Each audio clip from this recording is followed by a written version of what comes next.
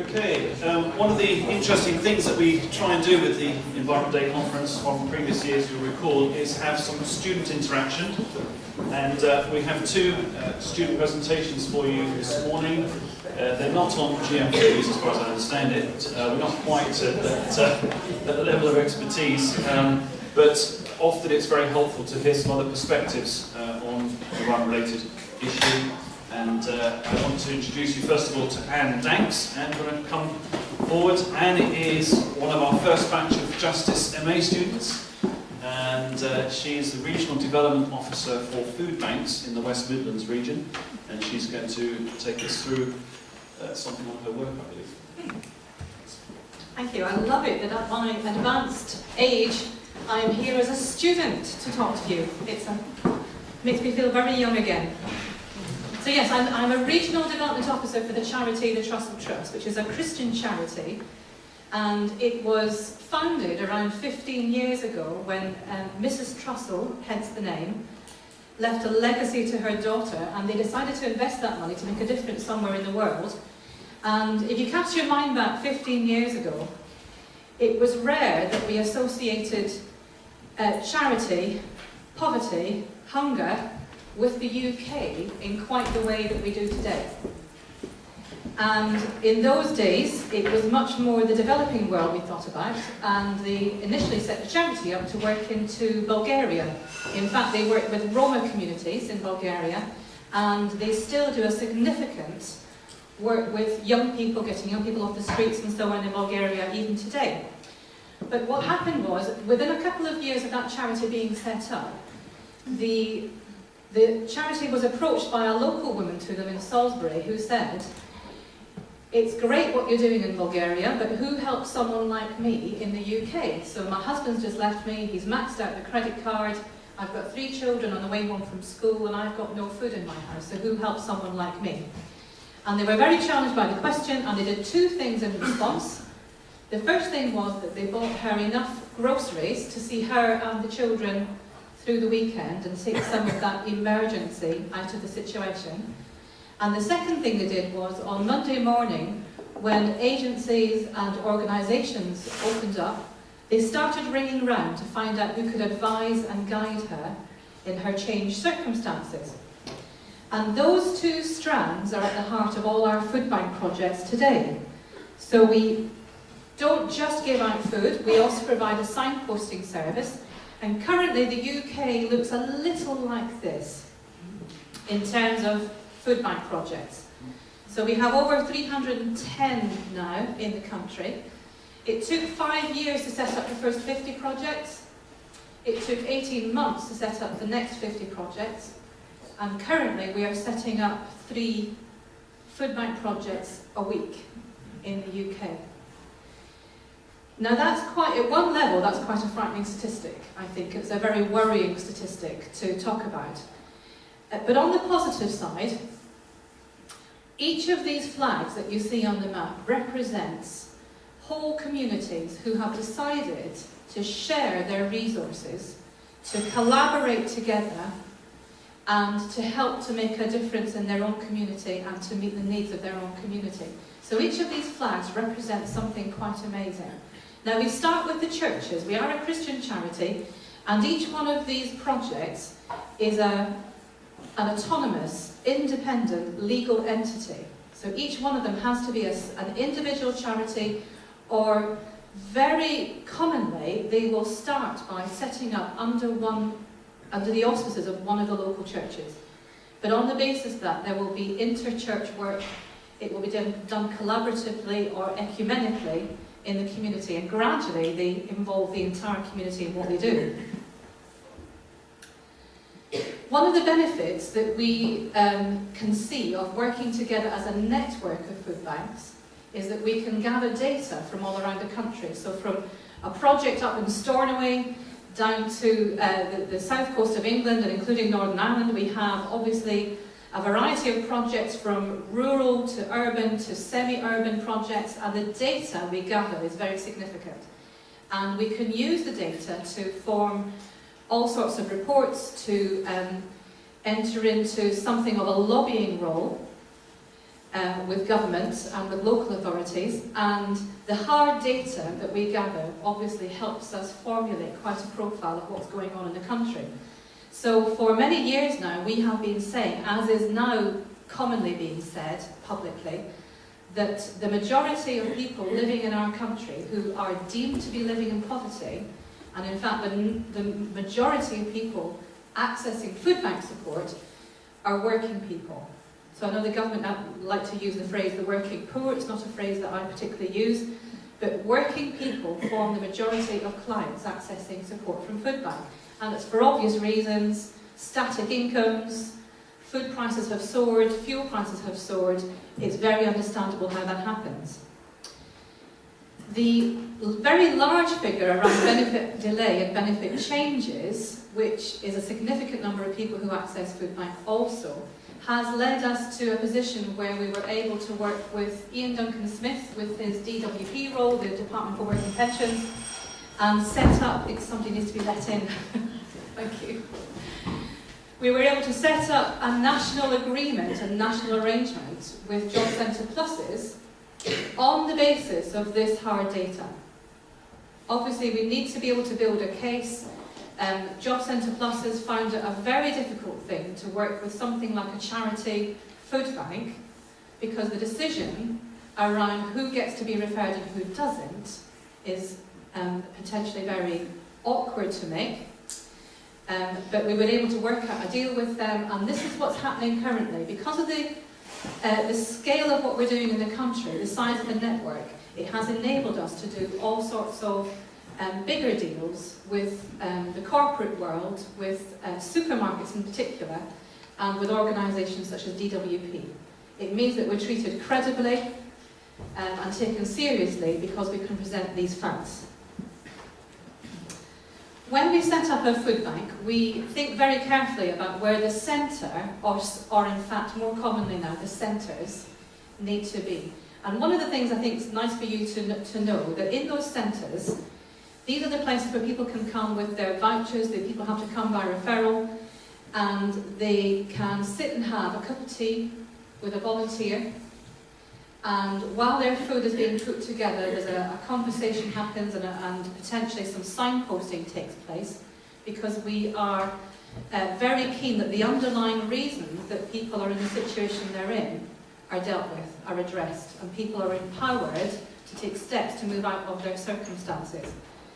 But at these food bank centres, there's a great opportunity there, because we are a Christian charity, our projects are Christian charities. We have the opportunity to pray or offer prayer to our clients.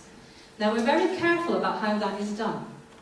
We do not take it as an opportunity to proselytise or to challenge people's worldviews or to suggest that they should stop believing whatever it is they believe currently and they should believe the same as us. But we do offer prayer support, and it's one of the fantastic extra sources of comfort and encouragement, and people are generally very appreciative of it. In fact, I've never had somebody turn it down in my own experience. I'm not saying nobody ever turns it down, but it's a very welcome extra feature. And finally, in order to make sure that we are connecting with the most vulnerable people in our community, we work with frontline care professionals. So we ask people such as Children's Centre family support workers, teachers, social workers, doctors, health visitors and the like, and this is just a selection of the agencies we work with. A mature food bank would have around 120 agencies that they would work with. Our very large one in Coventry has something like 150 agencies who will refer clients to them. And what we say is this, that if in the course of your professional duties you come across somebody that you deem to be in a crisis and they would really benefit from 3 days worth of emergency food support, then we trust your professional judgment to refer them to us. We will feed them. We won't quiz them about why they're in that situation, because we accept your professional judgment in the matter. But we expect them to be the right agency to support the client and make sure they're doing something about getting out of the situation. Now this works well for us, and the rule we set around it currently, which we're revisiting in the light of the some of the other changes that are happening, which you may be aware of around the welfare reform. We ask them to refer the client to us only up to 3 times, and then we want to have a conversation. This is just our safeguard, because there are people out there who would be very happy for us to do their shopping for them every week for pretty much for the rest of their lives. And we're not about promoting a dependency culture. So we put this boundary in place that the agencies can refer clients to us up to 3 times. Then we want to have a conversation to make sure that something's happening. There's still the right agency to work with that client.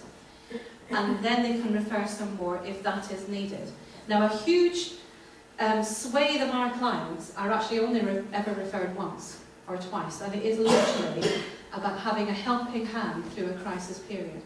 But there is a hardcore, and that hardcore is getting larger, of people for whom being referred up to 3 times really doesn't make a huge difference.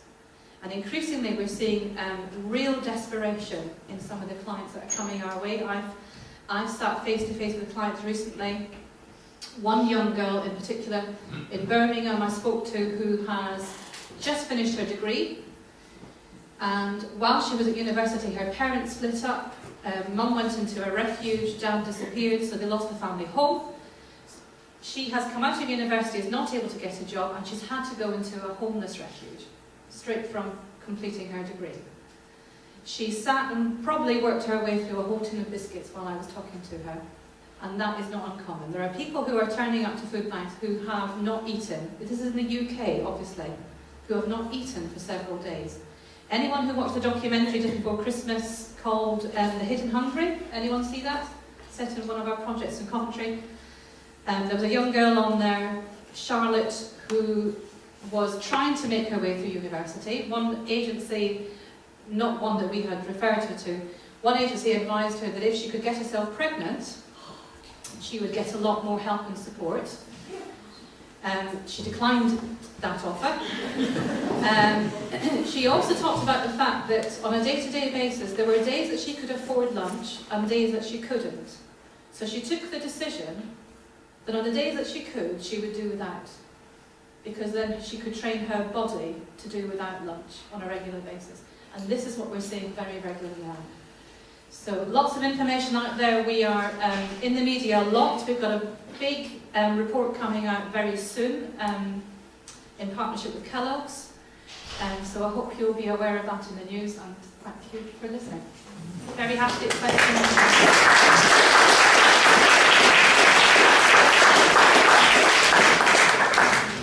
Thanks, Anne. It's very, very helpful to know a little bit more about what's happening currently, and all sorts of implications, obviously, of what you've expressed and shared with us, so thank you for that. I'd like to introduce you to Nathan. We've already heard Nathan's voice singing this morning, so Nathan is also a student on the Justice MA. He's been at Redcliffe, this is his 4th year now, having done a full 3-year degree, and he has been one of our environment champions at Redcliffe during that time. And I'm not quite sure what we're going to do without him when he does leave, so you've got to hang around for a while. I'm sure God is ready to build His church and He will carry on for Christ. I'll set a bit of context on what I'm going to say. I'm from Uganda. These are genetic food and composition and kind of a genetically modified foods is a new concept to me. So I've been on phone with one of the farmers in Uganda. And I was asking, is this thing actually happening in our country? And I did some research around it. So he said, you know what? Actually, the government has refused it for now. They're still trying to decide it within the parliament and trying to discuss it and see how it could happen.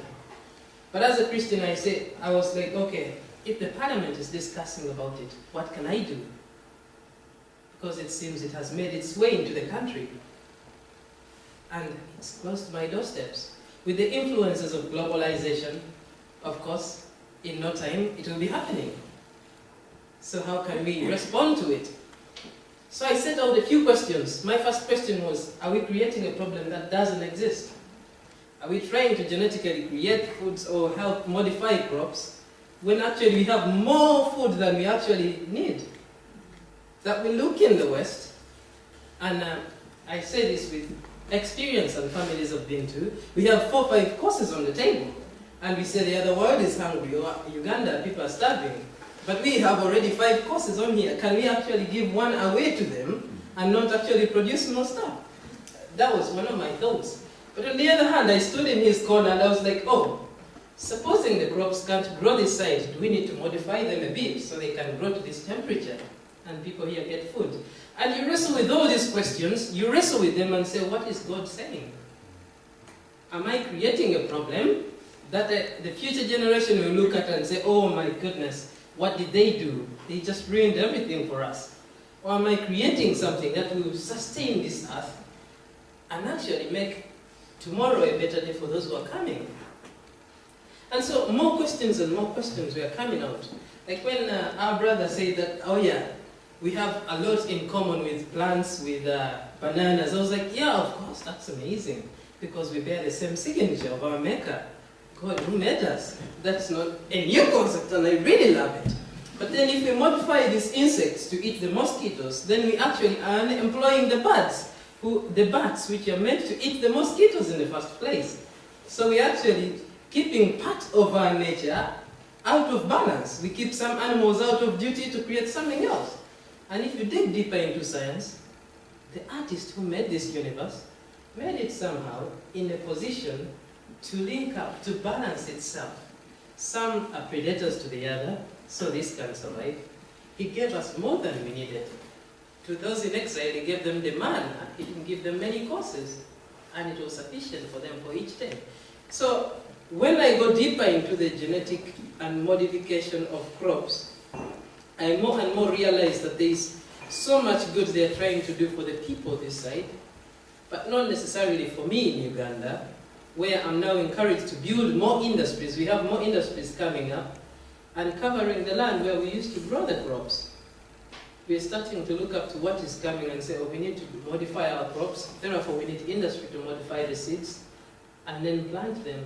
But in creating the industries, we're actually covering our cold, the land where we grow the crops. So actually we are creating our own anger, we are creating our own problems. Like, it seems to be a big problem that we are pulling apart and creating more and more and more. And as I wrestle with this, my heart grieves and says, what is the Lord saying to all of us? I know there's a theological kind of perspective that is coming from one of the speakers, and I'm looking forward to it. But I'm like, as we all wrestle with it, are we just becoming listeners, or can we actually look and say, what is God saying in all of this, and how can we fully participate? There's a video that has caught my attention so much in the last few weeks of birds on a certain island that, you know, when we drink Coca-Cola or other things, no offense to any of those brands, we throw the plastic things into the seas and oceans, and these birds have been eating them and so forth. When they looked inside them, there was all this junk of what we have thrown away and discarded. I've taken that video to this context that I'm now wrestling with, and I'm like, if, to be a bit even more controversial, if aliens came on this earth and looked at our carcasses and looked inside us and looked at how many chemicals we have actually put in our own lives as we try to modify things to suit our own selves and to make us comfortable, what would they say of us? Or if somebody came 10 years later when we've all gone and passed away, or let's say 100, who can add a day on their lives? God knows. But if somebody looked at us and looked at the composition we have put in our own selves, the system which was made perfect, what would they say of us? Let's watch this video. I don't want to put a perspective in your mind of how to think of it, but try to think of it, if you can, within this context. And yeah.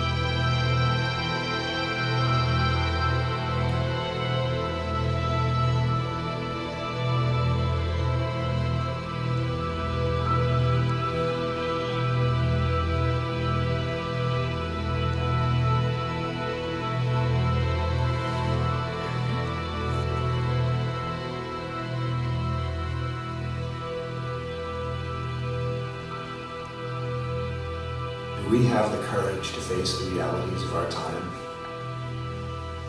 and allow ourselves to feel deeply enough that it transforms us and our future.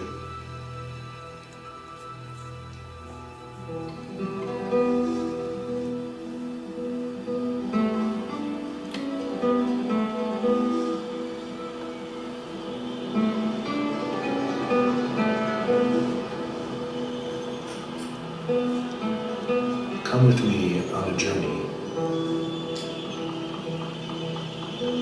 through the eye of beauty.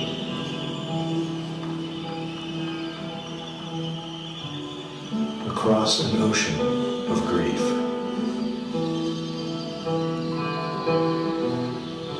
And beyond.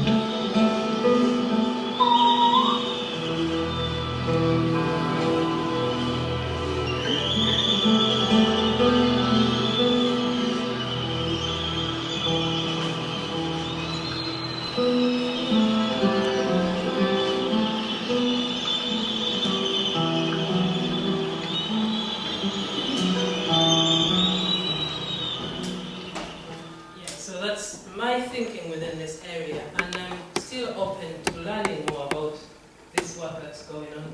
I was really kind of open to a new world when you were speaking, and I hope that as we debate through it, that we think about the future and the implications that we shall leave for our children and the future generation, as well as the kingdom coming in our midst.